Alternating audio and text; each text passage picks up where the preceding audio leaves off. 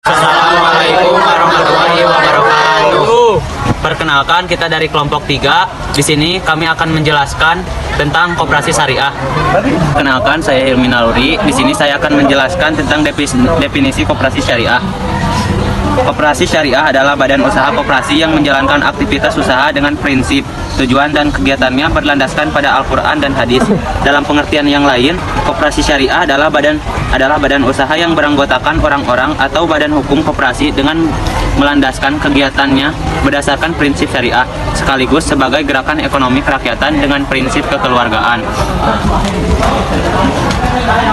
Dalam pasal 1 butir 2 dan 3 Peraturan Menteri Koperasi dan Usaha Kecil Menengah nomor 16 /M KU KM /9/2015 disebutkan bahwa koperasi syariah kemudian disebut dengan istilah koperasi simpan pinjam dan pembiayaan syariah atau KSPPS dan unit simpan pinjam dan pembiayaan syariah atau USPPS. Koperasi simpan pinjam dan pembiayaan syariah adalah koperasi yang kegiatannya usahanya meliputi simpan pinjam dan pembiayaan berdasarkan syariah, termasuk pengelolaan zakat, infak, sedekah, dan wakaf. Pada umumnya, koperasi termasuk koperasi syariah dikelola secara bersama-sama oleh anggotanya, di mana setiap anggota memiliki hak suara yang sama dalam pengambilan keputusan. Pembagian keuntungan dalam koperasi dihitung berdasarkan peran serta dan andil dari masing-masing anggota yang disebut dengan sisa hasil usaha atau SHU.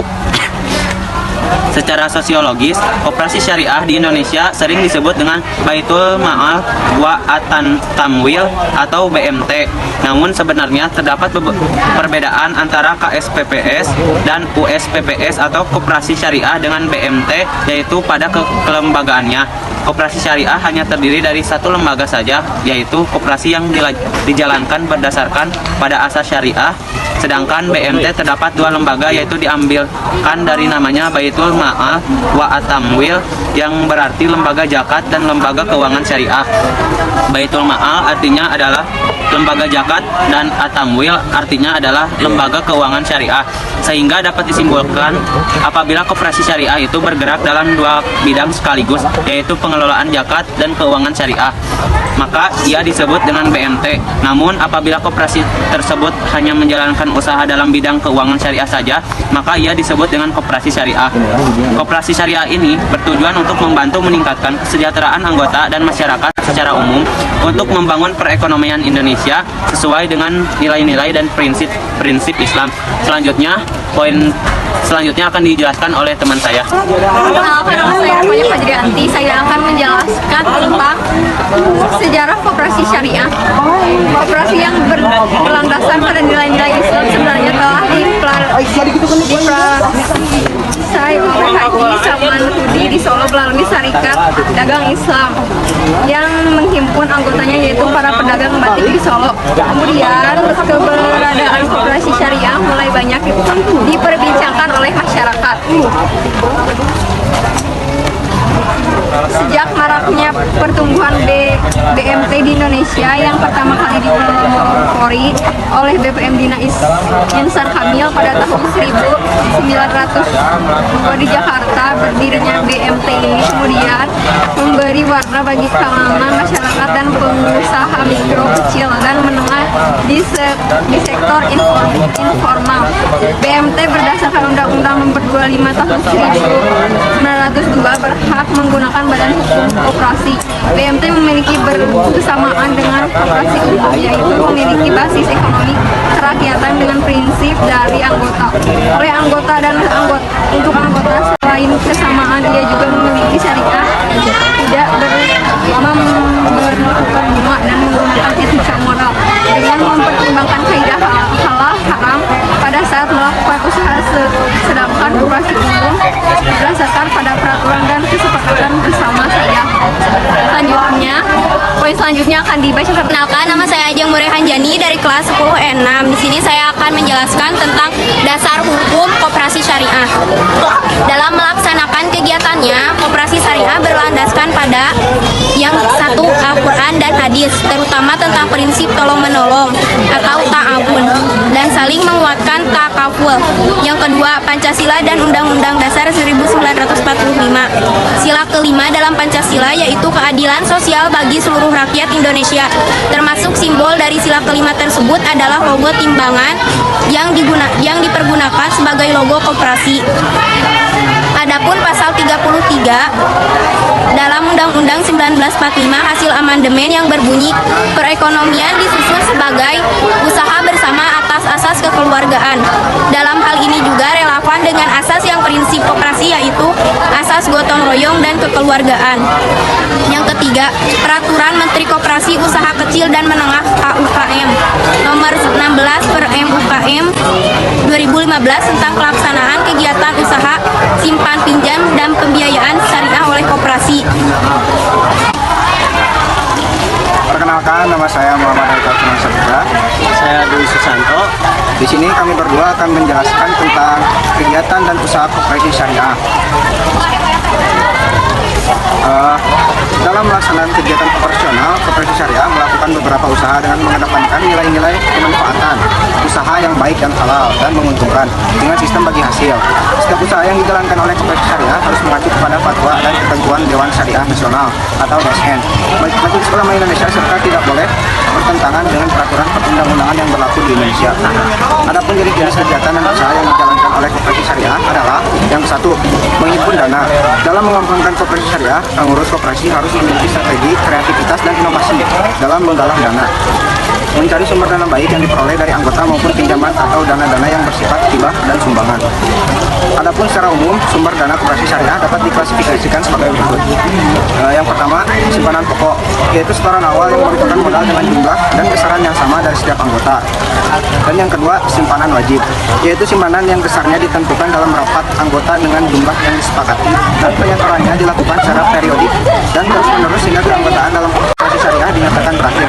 Yang ketiga, simpanan sukarela, yaitu simpanan sebagai sebuah bentuk investasi dari anggota yang memiliki kelebihan dana yang kemudian berinisiatif untuk menyimpannya di koperasi syariah.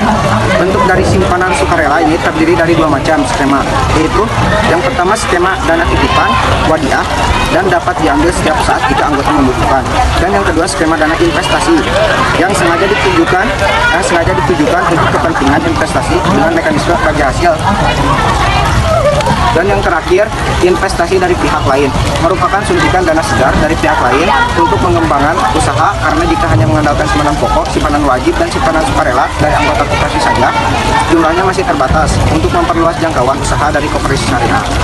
Dan seterusnya akan dijelaskan oleh teman saya. 2. Penyaluran dana. Berdasarkan pada sifat dan tujuan dari koperasi syariah, maka dana yang dihimpun dari anggota, simpanan pokok, simpanan wajib, simpanan sukarela, dan lain-lain haruslah disalurkan kembali kepada anggota maupun calon anggota dengan prinsip bagi hasil, mudharabah, dan musyarakah. Jual beli, piutang, mudharabah, piutang salam, piutang istisna, dan sejenisnya. Bahkan jika sudah memungkinkan, maka koperasi syariah dapat menyalurkan dana dalam bentuk pengalihan utang, hiwala, sewa menyewa, ijarah, ataupun pemberian manfaat dalam bidang pendidikan dan lain-lain. Cukup sekian penjelasan dari saya berdua, saya dan teman saya. Selanjutnya akan dilanjutkan oleh teman saya. Perkenalkan, nama saya Harap Ahmad Sadisi. Saya akan menjelaskan investasi atau kerjasama. Dalam hal melaksanakan kegiatan investasi, koperasi syariah melakukannya dengan skema mudharabah dan musyarakah. Koperasi syariah bertindak sebagai pemilik modal, sahibul mal, dan pengguna atau anggota bertindak sebagai pelaku usaha mudharib. Kerjasama dilakukan dengan menandanai sebuah usaha yang dinyatakan layak untuk diberikan modal dengan prinsip bagi hasil.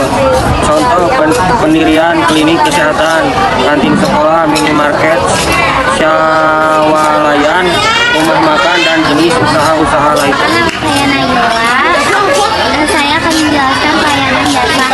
Selagi kegiatan menghimpun dana, menyalurkan dana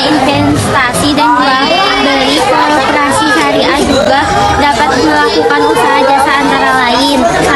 Sewa menyewa ijarah, pemindah hak guna hak pakai suatu barang dengan membayar sejumlah uang sewa dan tanpa memindahkan hak milik atas barang tersebut. Contoh, persewaan tenda, persewaan wedding, dan lain-lain. 2.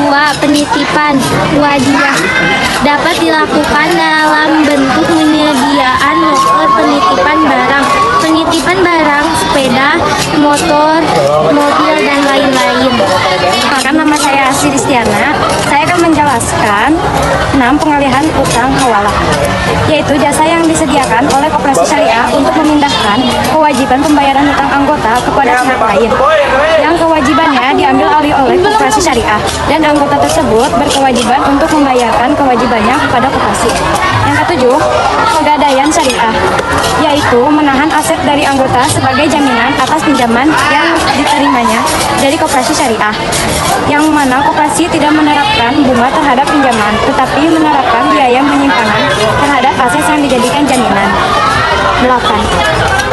Pendelegasian mandat, yaitu jasa yang disediakan oleh koperasi untuk pengurusan SIM, STNK, atau pembelian barang tertentu, di mana koperasi syariah bertindak sebagai pihak yang diberi mandat oleh anggota untuk menyelesaikan urusan tersebut, dan anggota berkewajiban membayar jasa atas wakalah tersebut. Perkenalkan, nama saya Alia. Penjamin merupakan kegiatan penjaminan yang diberikan oleh koperasi yang bertindak sebagai penjamin kepada pihak ketiga untuk memenuhi kewajiban anggotanya. Pinjaman lunak, yaitu pinjaman yang diberikan oleh koperasi syariah kepada anggota, di mana anggota hanya berkewajiban untuk mengembalikan sejumlah uang yang dipinjam tanpa harus membayar tambahan bunga. Syariah agar lebih profesional, amanah, konsisten, dan konsekuen dalam menjalankan praktik-praktik ekonomi berdasarkan syariat Islam. 3. Meningkatkan perekonomian nasional yang merupakan usaha bersama berdasarkan asas demokrasi dan kekeluargaan. 4. Menghubungkan penyedia dana dengan pengguna dana sehingga pemanfaatan ekonomi menjadi lebih optimal. 5. Memperkuat keanggotaan koperasi sehingga saling bekerja sama dalam melakukan pengawasan terhadap operasionalisasi koperasi.